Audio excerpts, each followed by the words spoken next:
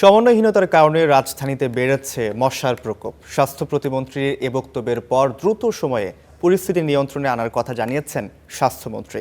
ঢাকার 2 সিটি কর্পোরেশনে অভিযানে এসব কথা বলেন তারা।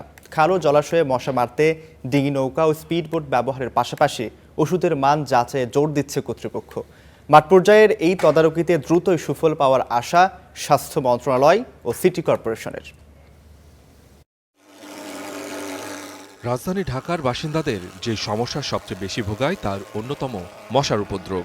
এবার সেই মশার নিধনে নড়েচড়ে বসেছে ঢাকার 2 সিটি কর্পোরেশন। বুধবার সকালে ধলপুরে ডিএসসিসির ওষুধ পরীক্ষার নমুনা সংগ্রহ কার্যক্রম পরিদর্শনে আসেন স্বাস্থ্যমন্ত্রী সরদার সাখাওয়াত হোসেন। তিনি ওষুধের কার্যকারিতা পর্যবেক্ষণ করেন, জানান প্রধানমন্ত্রীর নির্দেশে মাঠ পর্যায়ে সমন্বয় শুরু হয়েছে। Let us think positive, negative দিয়ে স্টার্ট করা ভালো না। আমরা ধরে নিব ওষুধটা ভালো, এরপর যদি কিছু হয় যত তাড়াতাড়ি সম্ভব তার বিকল্প ব্যবস্থা ইনশাআল্লাহ আমরা গ্রহণ করব। আর আমাদের কাজকর্ম কিন্তু আজকে থেকে শুরু হচ্ছে।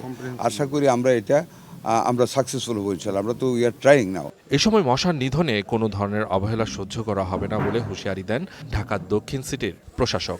মাননীয় প্রধানমন্ত্রী এই ব্যাপারে কনসার্ন এবং উনি সিরিয়াসলি এই ব্যাপারে আমাদের সবাইকে যে যেখানে আছেন আমাদেরকে নির্দেশ দিয়েছেন যে জনগণকে যত দ্রুত সেবাগুলো দেয়া যায় সেটার জন্য আমাদেরকে সচেষ্ট থাকতে হবে।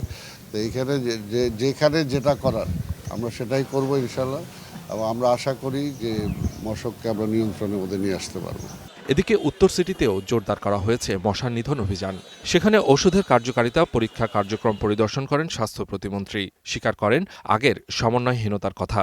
আমাদের প্রশাসনে বা যে কোনো জনস্বাস্থ্য কর্মসূচি বলুন, অন্যান্য কর্মসূচিতে অনেক সময় দেখা যায় সমন্বয়ের অভাব, যেটা আমাদের কাজকে ক্ষতিগ্রস্ত করে।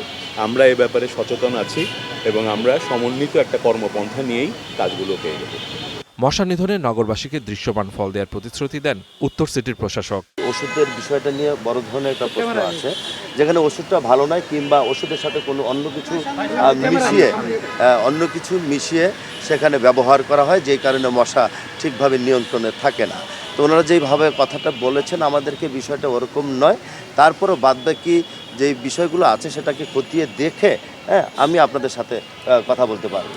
সিটি কর্পোরেশনের এই তৎপরতায় মশার নিয়ন্ত্রণে আসবে এমন আশা 2 সিটির প্রশাসকদের। Suman Mahmud, Star News, Dhaka.